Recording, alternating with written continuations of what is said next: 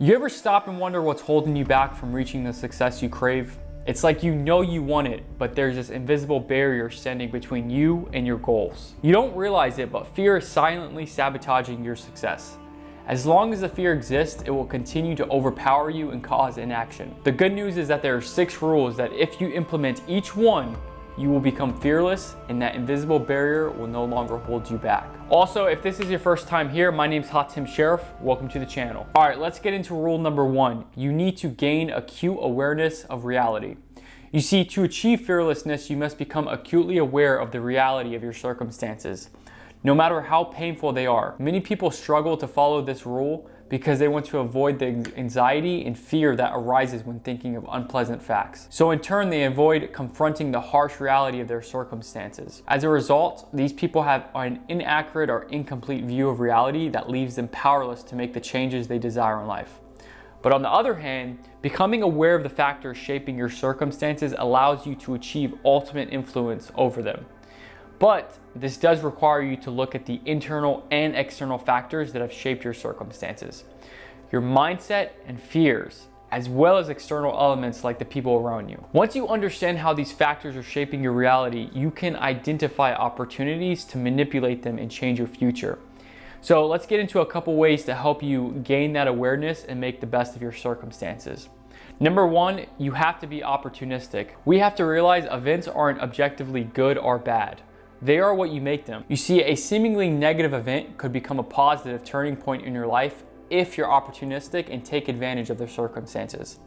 For example, if someone is spreading rumors about you at work, you could use the attention to show everyone in the office how upstanding you are. In the end, you gain the respect of everyone in the office and possibly get a promotion from your boss. But you see, when we interpret an event negatively, we emit negative energy into the universe that attracts more negativity. Number 2, you have to maintain your curiosity. A big issue preventing you from seeing the reality of a situation is believing you already know everything about it. In the book, The Power of Discipline, Daniel Walter explains that the belief that we know everything is linked to a common cognitive bias called the Dunning-Kruger effect, which our tendency is to overestimate our abilities when we lack expertise in an area.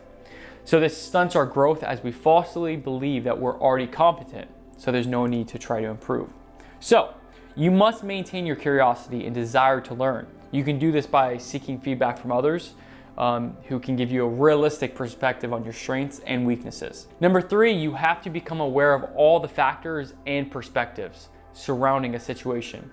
If you're only seeing something from your perspective, you're likely to miss things. Consider how others might view the situation and look for any hidden factors contributing to it. Not only will you gain a better understanding of why things are the way they are, but you'll also be able to anticipate how shifts in certain factors could alter the circumstances. With this information, you can take advantage of these factors and change them to get what you want before others even notice what's happening. An example on how you can improve this skill is by analyzing all the factors that contribute to fictional situations, such as a downfall of a business empire. What this will do is improve your awareness of possibly hidden factors impacting your real life circumstances. Next, you have to look for the root of the problem. We have to realize that awareness isn't enough. All of these factors are usually connected to one underlying factor that's the root cause of the situation. Knowing the root cause will give you more power to change your circumstances and heightened ability to anticipate changes. In the book Principles, Life and Work by Ray Dalio, he recommends using the 5 whys technique, which is to identify the root cause of a problem. So, what this process looks like is progressively uncovering why each unfortunate event ultimately led to the overall issue that occurred. To use this technique, first ask yourself why things didn't go as planned. Then ask yourself why your answer occurred, and repeat this process 3 more times. So let me give you an example. Your overarching issue is that you were penalized for being late to work. So first ask, why were you late to work? Well, because you slept through your alarm. Second, ask, why did you sleep through your alarm? Well, because you went to sleep late last night. Third, ask, why did you go to sleep late last night? Well, because you didn't finish your work during your regular hours. Fourth, ask, why didn't you finish your work? It was because your boss piled on extra work at the last minute without adjusting your deadline. And finally, fifth, ask why your boss piled on work without adjusting your deadline. And it's probably because he didn't realize how much work you already had on your plate. Ultimately, the root of the issue is your boss having unrealistic expectations of you because he isn't aware of your day-to-day workload and schedule. And so you can use this process to really break down and get to the source and the root of that problem so you know how to adjust correctly rather than looking at the surface level. All right, number 5, be sure to judge people by their actions instead of their words. What people say doesn't always align with their underlying motives. This can be problematic if someone intends to act against your best interests, but manipulates you to think they'll do otherwise.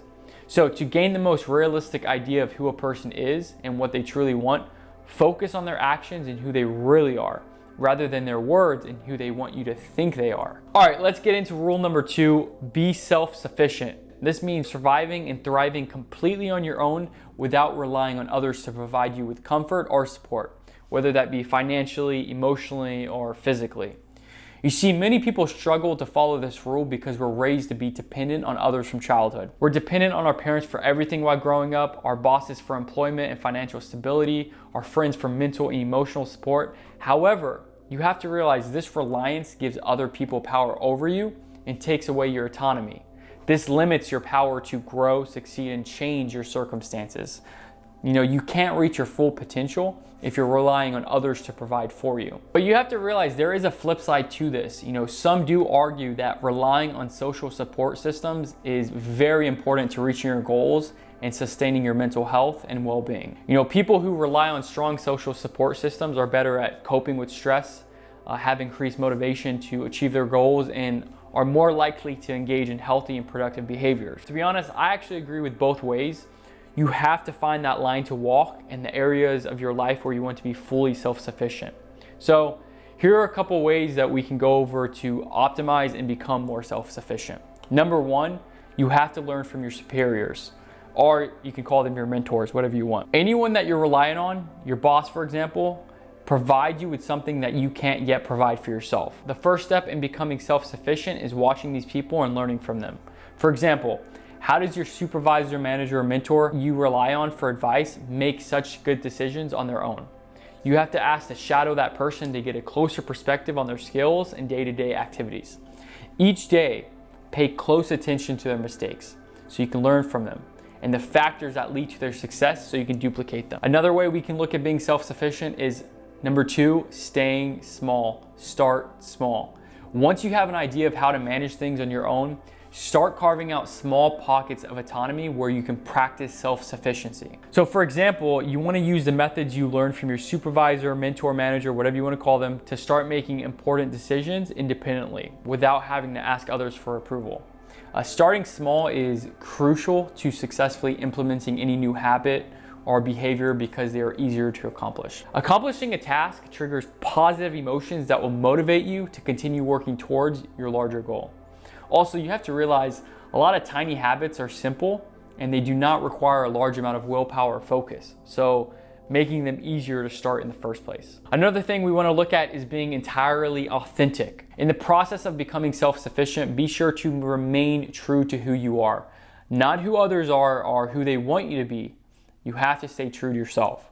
So you have to ensure that your decisions and actions align with your goals and your principles. You have to remember that everyone is unique, and being authentic will help you become someone or create something the world has never seen before. You'll also be able to reach your full potential, and this will lead to your success. Trying to be someone you're not, you're only going to get in your way and start to build these obstacles against yourself. So remember who you are, stay committed to that, stay loyal to that, and you'll find your way to success your way. All right, rule number 3, embrace change and maintain forward motion.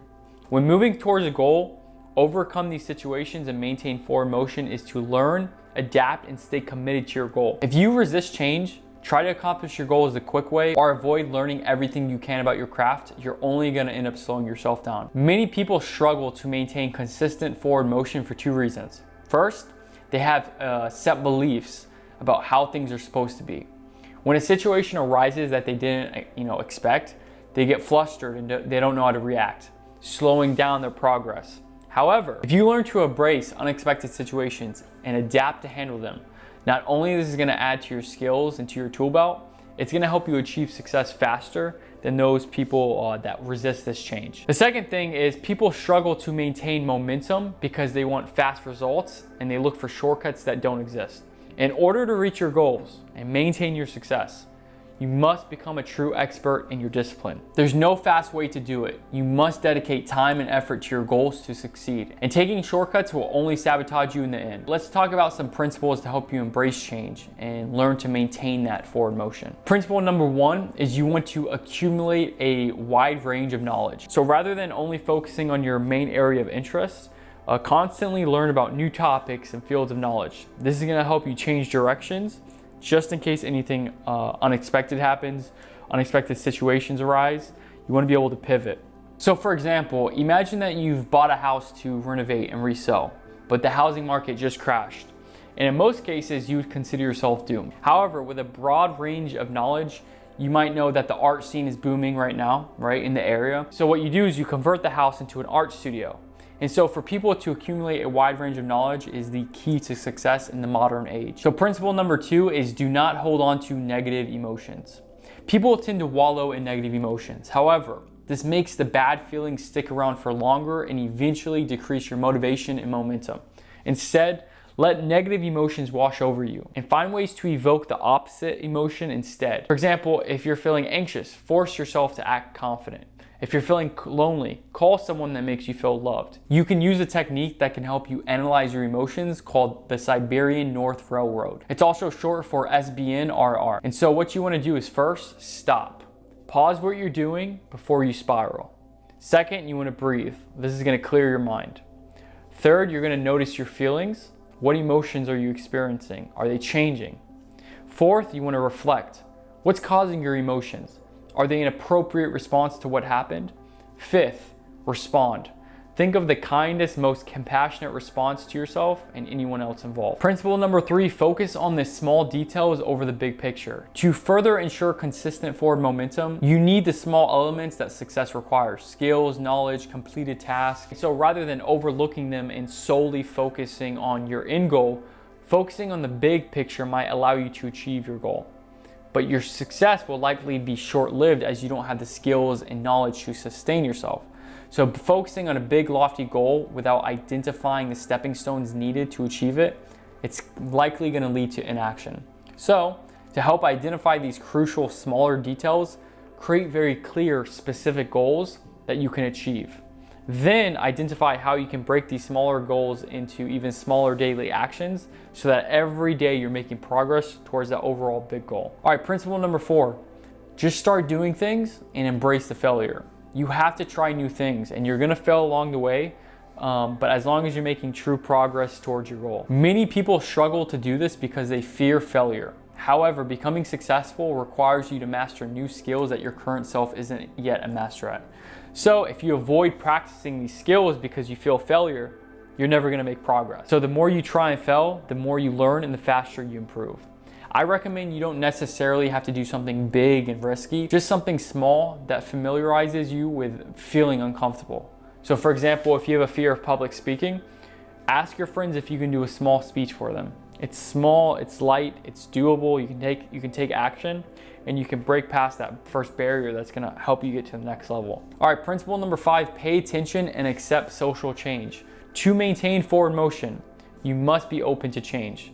That means keeping tabs on social change so you can adjust yourself to meet the wants and needs of the people. Many powerful players fail at maintaining success because they do the opposite. They try to convince stakeholders like customers or supporters that their idea is still valuable or still important. This is often ineffective because you can't always convince people that your perspective is the right perspective.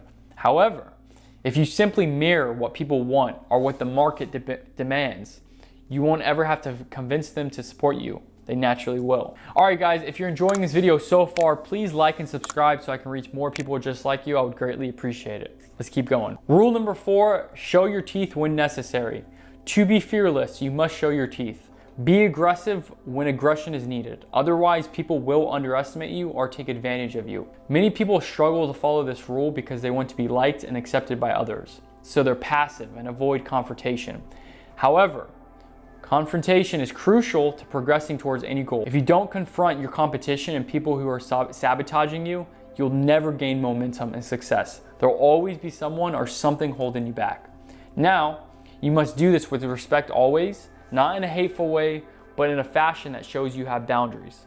So how exactly do you do that? Well, principle number 1, respond to outward aggression by acting cool. So if someone's being outwardly aggressive, act cool, stay calm. Don't return outward aggression with outward aggression. You might overcome the competition, but you'll look just as bad as them in the process. So instead, you want to remain calm and direct. Psychologists warn not to escalate difficult situations because the other person might lash out and harm you or others. While causing an aggressive person to self-destruct might benefit you, it essentially lacks compassion. Plus, also mentally and emotionally devastating someone who has uncontrollable underlying issues. You don't want people who have gone through these things, and you don't want to start digging through it. So control what you can control, because you don't want to bring this negative energy into your life. Principle number 2, you want to respond to passive aggression by increasing your influence. So if someone is passive aggressive, increase your influence. The best way to do this is to make powerful allies that this person respects or fears. So if they see you as an authority or adjacent to an authority, they'll be less likely to try and mess with you. In contrast, if you try to confront this person, or they'll gaslight you into thinking you invented or created the problem yourself. Rule number 5, become an inspiring leader. This is someone who you and others believe in. You must believe in yourself intensely to the point where failure is not an option. You're convinced that you'll succeed. Doing this is crucial because you can only achieve what you think you can achieve. And once you have this intense belief in yourself, share your dream with others, build a team that believes in you as well. Naturally, as you start to tell your dream and your goals and your ambition, you're going to attract those people, and they're going to start to believe in what you can do. And you can take it to the next level and even lead people to that same goal that you both have in mind. You have to build that leadership, and you have to start inspiring people. Many people lack the self-confidence necessary to inspire others and achieve their wildest dreams because they have low emotional intelligence. They're unable to understand and manage their own emotions, including negativity and self-doubt. And this often prevents them from being able to understand and effectively interact with others. The key to overcoming self-doubt and fear is in turn becoming an inspirational leader. It is to practice and improve on the 4 scales of emotional intelligence. That's going to be 1, self-awareness, understanding your emotions and accurately addressing your strengths and weaknesses. Number 2 is self-management, so managing and rationalizing your emotions. Number 3 is social awareness, understanding others' perspective. And finally, relationship management, which is using empathy to understand and manage your relationships. So a couple principles that's gonna help you out with this rule. Number 1 is breaking societal conventions. The biggest obstacle preventing us from achieving our wildest dreams is believing in societal conventions. What people tell us is and isn't possible. You can do anything you want if you believe you can. And so don't let the beliefs of society impact your goals or your belief in your ability to achieve them. Number 2, find a driving purpose.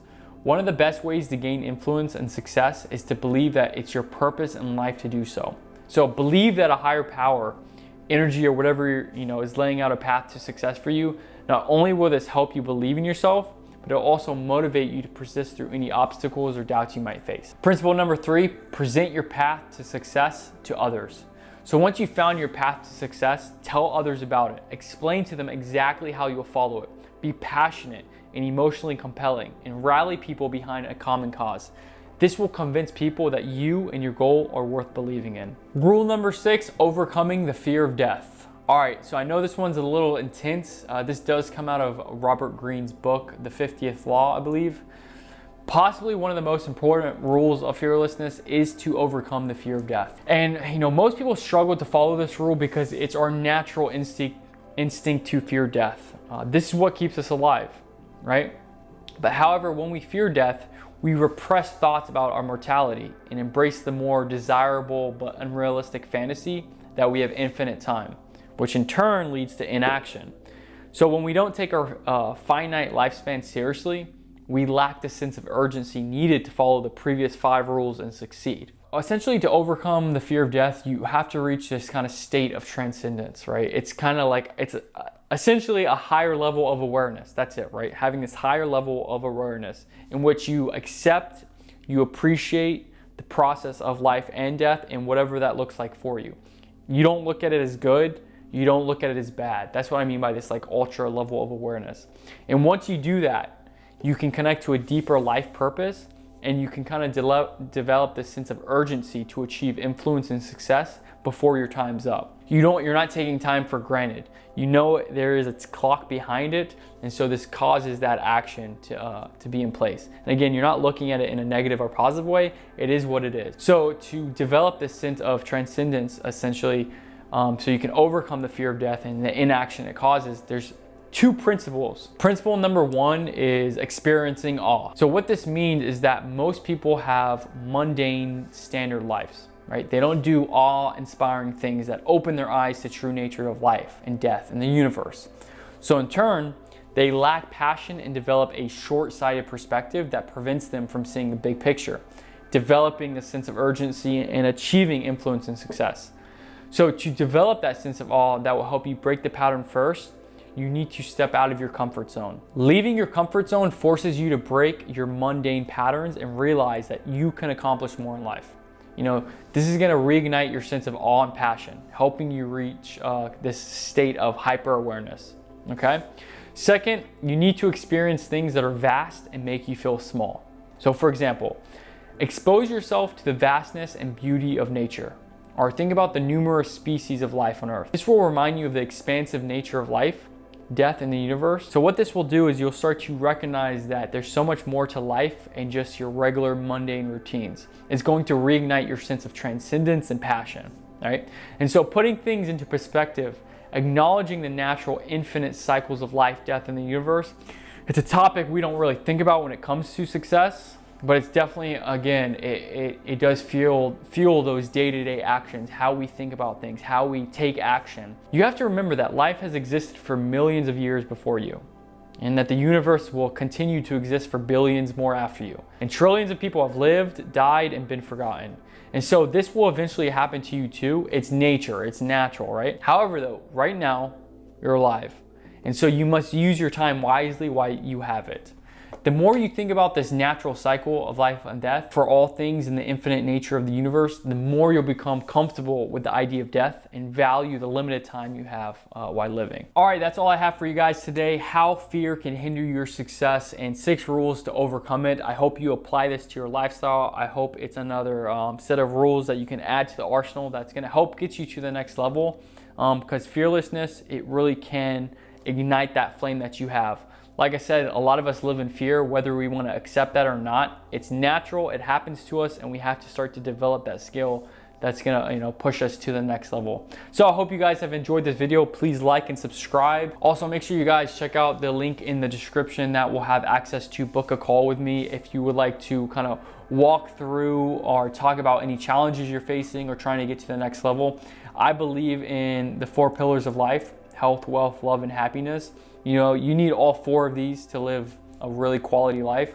And so whether you're trying to talk something about health, wealth, love, or happiness, and kind of a challenge you're trying to get through, or you want to talk about all of it, you can book a call with me down in the description. We can talk through it, kind of figure out some strategies. Whether you just want me to listen or you want to talk about it, just let me know. All right, I'll see you guys in the next episode.